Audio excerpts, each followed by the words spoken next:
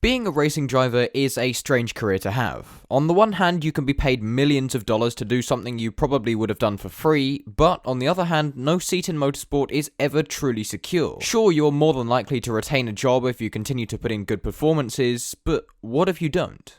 What then? Well, in today's video, I wanted to talk about exactly that. I'm sure many of you will have heard of Gelael before, from his days of delivering fairly mediocre F2 performances, and I'm sure you'll also be aware that he doesn't race in F2 anymore. However, just because he's not racing in F2, it doesn't mean he's not still racing, which got me thinking, where is Gelael now? So, as always, let's run a cliched title screen and get into this video, shall we?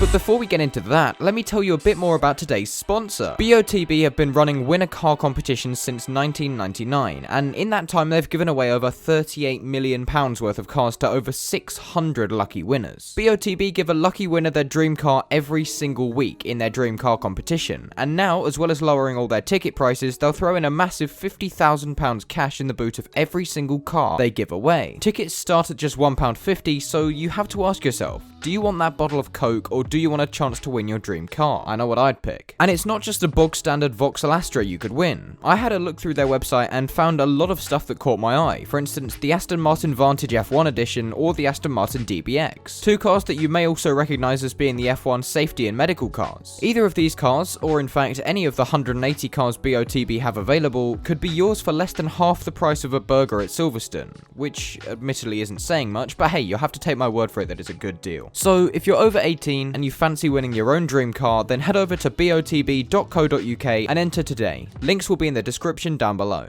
But with that having been said, let's get on with the video, shall we? So in the last video of this kind, I wasted about 6 minutes telling you about Rio Haryanto's career to date, but there are already loads of great videos about Gelael, for instance this one by Josh Revel, which I'll link in the top right hand corner of this video if I remember to. So let me just get straight into the second half of the 2020 F2 season, which is where Gelael first disappeared. Following an accident that wasn't seen on TV during the Spanish F2 Grand Prix, Gelael suffered a broken back, obviously rendering him unable to race for the rest of the season. He spent his time away from racing recovering, I guess. There's not really much available on what he did, but from what I can gauge from his Instagram, he spent a lot of time on a bike, staying fit and whatnot, but obviously not much in the way of sim racing or anything to keep him sharp over his time off. Of course, that is perfectly excusable given he had a broken back, but it did of course mean that when he returned to racing for the final two F2 rounds, he was hardly as good as he was before, which is saying something because he'd only scored 3 points before then. His final 4 races in F2 brought him no more points to add to his tally, with a best finish of 13th in the first of them. And after that, Sean said his goodbyes and moved away from F2 and into endurance racing. Endurance racing is probably one of the most mentally taxing forms of motorsport, as drivers have to be in the car for incredibly long amounts of time, sometimes facing bad weather, bad light and physical tiredness, as well as having it in the back of their minds that if they make a mistake, then it's not just them they let down, it's their co-drivers, their team,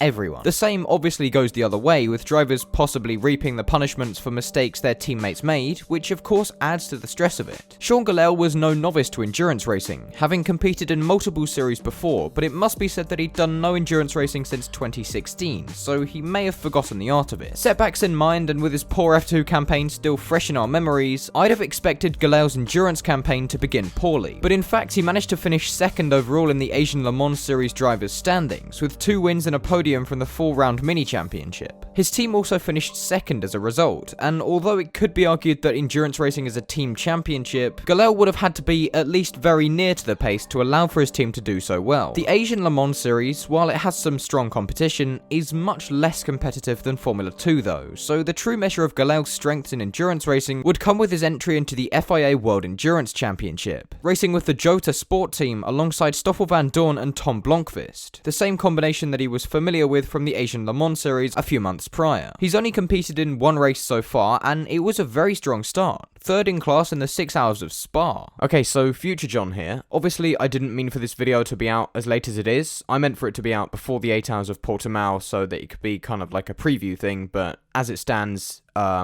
it's not, through a number of reasons, but, you know, it is what it is. The upshot is, I can now tell you about his results in the 8 Hours of Portimao, which were that they qualified on pole, but unfortunately they got spun round on the opening lap, which obviously wasn't ideal, but then there was a great recovery drive from all 3 of the drivers, including Gelael, which meant that they were leading the race with 5 minutes to go, but then unfortunately they lost the lead again, so they finished 2nd overall, which was actually very good considering that they got spun round. But yeah, now we can get on with the rest of the video.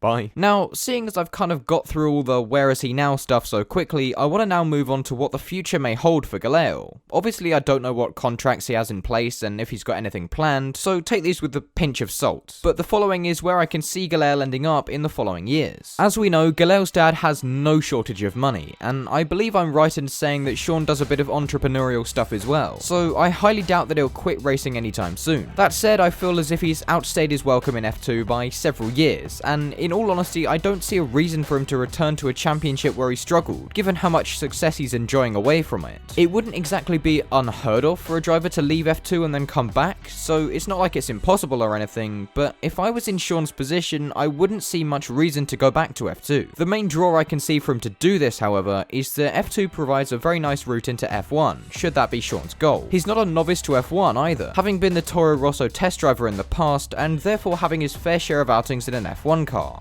Albeit not a very good one. But let me ask you this. Sean Gelael is 24 now. He's had 6 seasons in F2 with a best championship finish of 15th, during which time he's seen several drivers pass through the series and go on to F1. So do we really think he's good enough for it? I'll answer that one for you. No. So, to be perfectly honest, I think Gelael would be stupid to return to F2, given the success he's now enjoying in endurance racing, combined with the difficulties he's had in other series. However, this is all under the assumption that Gelael wasn't completely carried by his team in endurance racing. What if these results are just a fluke and when he gets a different teammate, he sinks to the bottom of the field? What then? Well, if it was truly the case that he was being carried, then people would be talking about it more, so it's pretty easy for me to say that he isn't terrible. Only time will tell if the 3rd place finish in WEC was a fluke, so I'm not going to say any more about it until then, but let me go back to that question of what if. If, say, the Spa result was genuinely a fluke and he isn't going to be able to carry this form on, then is it really worth his while to keep racing at all? Well, if you ask me, yes. Providing he's not over the 107% time and he doesn't put any drivers in danger, I think he's perfectly within his rights to keep doing something he enjoys. If there's still money coming in to pay for it, then who am I to say that he doesn't use that money to pursue one of his dreams? In the distant future, if and when Gelael decides to take a step back from racing, then I think he's got a lot of other stuff to fall back on, so perhaps he could go and pursue another dream of his. As I say, if he's earned or been gifted that money, then he might as well enjoy it in some way. Punditry is definitely an option, as that's where a lot of average drivers go after their racing careers. I'm looking at you, Paul DeResta. But I can't really see Sean doing that sort of thing. I've just realised how much I'm sounding like I know Sean Gelael better than he knows himself. Obviously I don't, I'm just guessing based on the vibes he gives off, you know? But yeah, that was where Sean Gelael is now, as well as my thoughts as to where he will be. Hopefully you enjoyed the video, and if you did, then don't forget to leave a like on it, and subscribe if you're new. But otherwise, thank you very much for watching, and I will see you all later. Bye.